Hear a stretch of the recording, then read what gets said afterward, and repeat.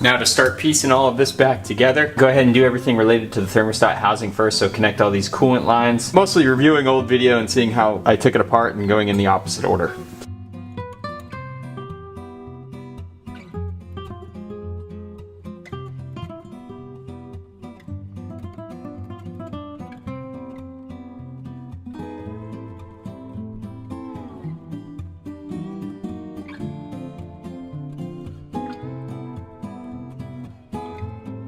And there we have it. We have our nice little nest full of vacuum lines and coolant lines and all that good stuff. I think we're about ready to start putting this back together. So another thing you want to do at this time, since you have the accessory belts on there and they're all tensioned correctly, go ahead and tighten the 10mm bolts on your water pump pulley and harmonic balancer. It's a good time to do that now that you got tension on these pulleys.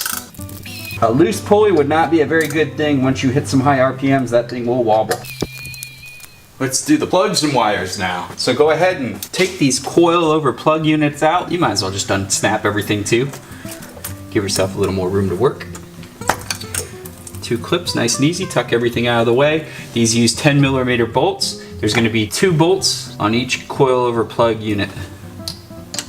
Go ahead and nicely loosen those up. At this time, remember to also pull off the boots for these plugs that don't have a coil sitting on top of them.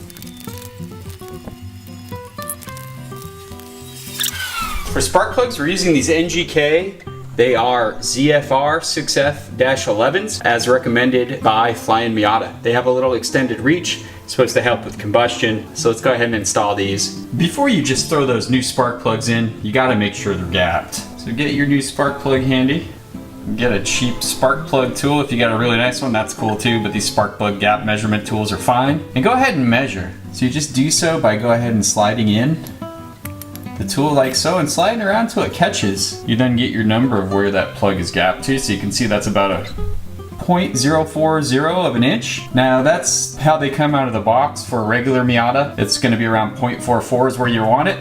But with this Mazdaspeed turbocharged one, we gotta get this thing down to 0.27 to 0.29. So we need to shorten that gap by quite a bit. Now to do so, you can go ahead and press it against a soft surface. Nothing too crazy, don't smash it on your concrete floor, and don't push too much. It doesn't take that much force to bend this. So go ahead, bend it a little bit, and keep checking until you get to that range that you want. Now if you want to go the other way, if you go too far, you can use this little built-in tool and kind of pry it open. Again, nice and easy. Don't use a lot of force on these guys. So go ahead, gap all your plugs before you drop them in. Get yourself some really good extension on there.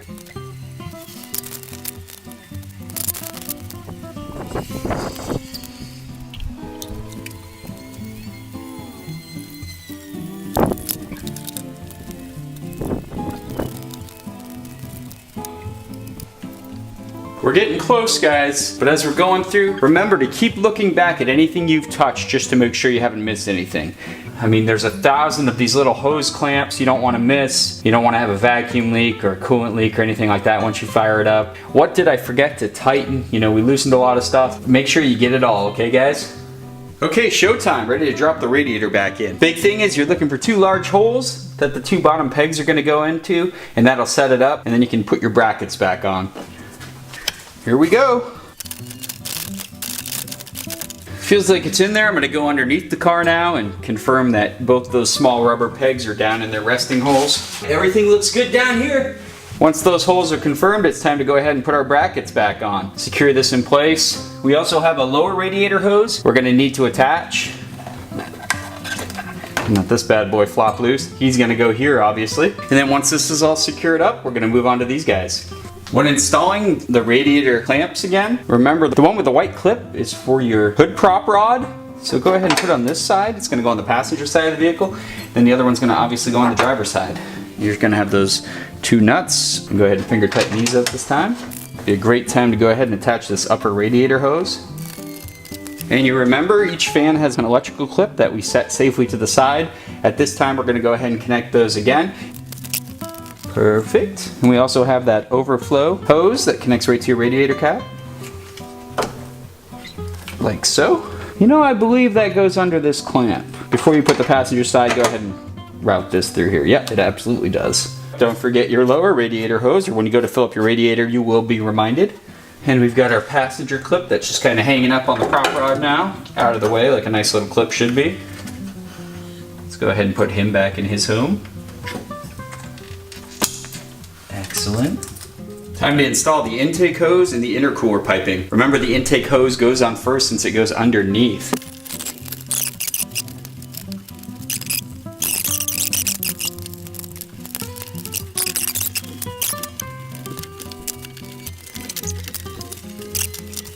And we have somehow put this puzzle all back together. So go through again, do a final scan around, make sure everything looks good. Make sure you've got everything connected. We didn't leave anything disconnected or not tightened down all the way. It's almost time to start this to see if our timing is correct. Honestly, guys, I'm not gonna lie, I'm I'm very anxious to do it and hope everything turns out okay. So fingers crossed, check everything out, and then we'll start it up. Our keen-eyed viewers at home would notice that we didn't put any coolant in the radiator or the cooling system yet. Wow. So go ahead and do that step too. That's a great one. Let's fill this up. Might as well leave the radiator cap off because we're gonna go ahead and burp the system too. So the first time we start the engine, we're gonna bring it up to operating temp. On this car, since this is the highest point of the cooling system, we will allow all the bubbles to come up. We'll squeeze the bottom hoses, do all our regular tricks, rev the engine. Let's add that coolant. It's a good time to find out right now if you connected all your coolant lines and that water pump was tightened on there. Oh, horrible thoughts. Now let's take that security peek under the car and make sure that coolant is staying where it's supposed to stay. So far so good. No coolant dripping. And then simply continue adding fluid until the radiator is topped off. We'll need to add more probably as the car heats up, but let's get it topped off for now.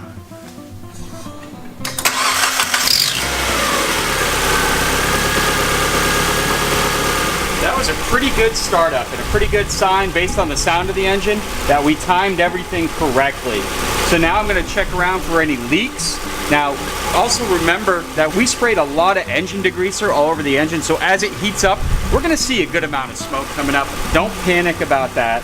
It's just that engine degreaser, it has to burn off. I'm going to go around and do my checks, make sure nothing's leaking. Everything looks good. All the valves look like they're moving great.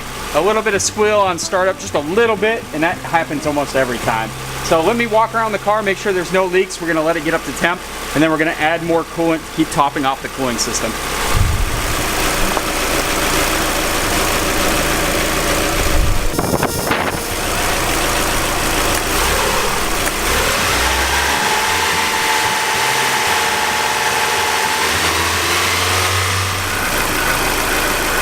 Just now, after the car reaching operating temperature, can you start to see these bubbles coming up? That's why you want to do this for a while. Any of these bubbles gets trapped in your cooling system and you could overheat and all kinds of wonderful things. So go ahead and let that keep doing that until it's done bubbling.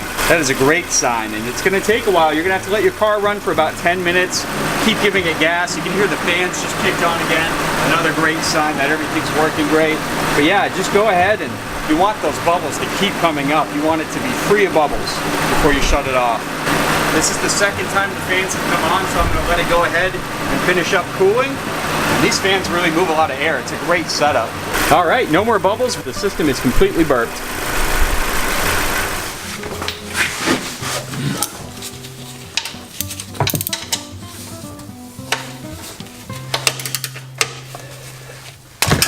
Ooh.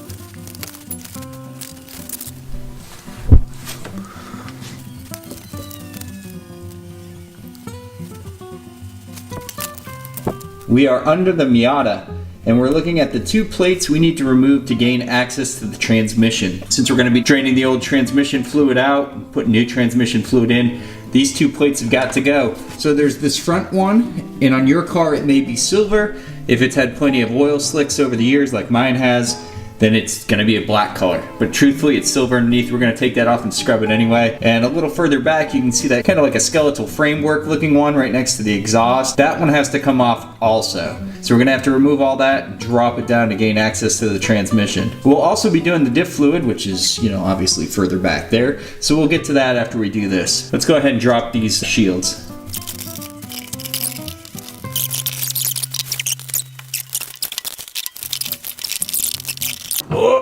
is heavy. Oh, it's on me.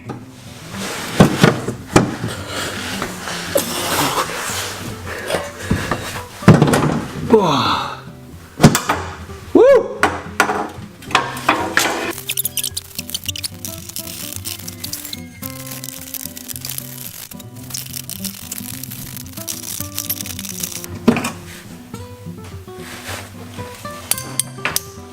Oh, gross. Fuck. Big man in here. Oh, okay, wow. Yeah, clearly we've had some oil leaks, I would say. Holy crap.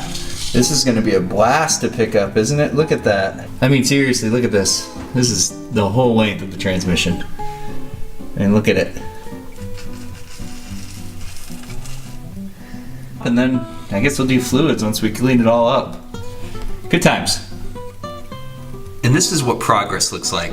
So we've been under here hand scrubbing the heck out of this with toothbrushes, scrubbing sponges, microfiber cloths, and we're starting to get somewhere. This was completely soaked in old grease and oil, so we're getting there. You know, if someone was to ask me the biggest difference between what I do in restoring these car projects versus, you know, someone that's out there just flipping cars for profit, it's this kind of detail, guys. You know, no one's gonna check under these shields. Well, maybe you are. Maybe you're gonna be the future owner of a car like this and you're gonna wanna do the transmission fluid. And when you pop that shield down, seeing a nice shiny transmission all cleaned up versus one coated in oil is gonna be a difference maker to you. I know I appreciate seeing that stuff, so. Good stuff, guys, hard work. Hard work here, but well worth it. It's a night and day difference with what we had before to work with here. So, cleaning up this transmission is gonna make it a lot easier to do the transmission fluid, and it just looks so much better. Come on. It'll also allow us to spot any of those new oil leaks that hopefully don't happen. So looking good under here. To give you guys some perspective of how to change the transmission fluid in the Mazdaspeed Miata, we're on the driver's side of the vehicle. You can see the exhaust right here. That is the drain bolt you can see right there. Now to get to the fill bolt, it's a little bit of a challenge because of the exhaust being right here. That's it, that darker bolt you see up there. So you need to get that. There is not much gap between that and the exhaust. The camera kind of makes it look like a little bit, but it's seriously a couple inches. So it's gonna be hard to find, you know, a socket and a wrench that fits up there. So we'll probably have to play around with that and try to get something that fits. I apologize for the viewing angle, guys. It's hard to do this work and kind of mount a camera into here, and also I don't want to douse my camera. As you can see, my socket right here is set on the fill bolt. They're both 24 millimeters. Go ahead and loosen that one first, and then go ahead and loosen the drain bolt afterwards. Here's the transmission drain bolt.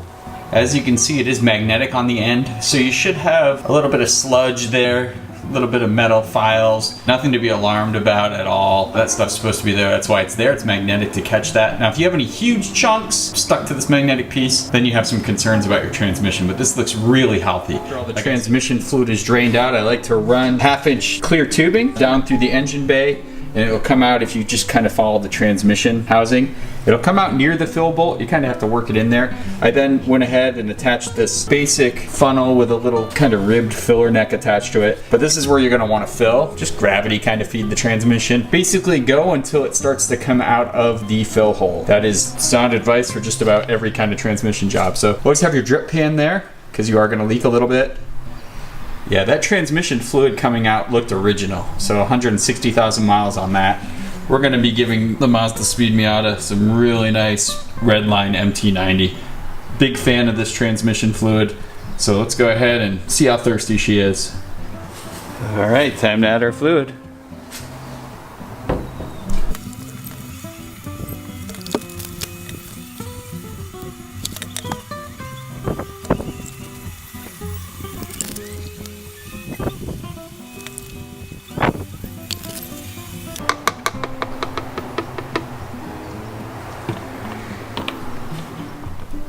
And to know when your transmission is completely full, just look for this wonderful dribbling down the side of the transmission out of the fill hole. That'll tell you you are nice and full. You can go ahead and pull your hose out, seal the transmission fill hole back up, and you have fresh transmission fluid running through that lovely transmission. And now we're at the rear of the Miata, where we're gonna do the differential fluid. Right here is the drain plug. So it's gonna be the same situation as the transmission. When we pull that out, it'll be magnetic Hopefully nothing crazy attached to it. This leaves this one as the fill bolt. It is a little trickier to run our funnel and line setup like we did for the transmission, but I'm gonna try that since I have the wheels off. I'm gonna be using the red line, lightweight shockproof oil. I think this is a really good oil for our differentials, so I'll be putting that in. As we continue to let the rear diff drain, I was able to route the clear tubing down through into the fill hole. So that's how we're gonna fill it. I'm not gonna need to use a pump. I have all the tires off anyway because of what I'm working on. And as you can see, that's the tube coming out past the rear driver's side suspension. I'm gonna fill it up from the wheel well, dump it into the funnel, and the funnel will go down straight into the fill hole. Time to dump some delicious blue liquid in the diff.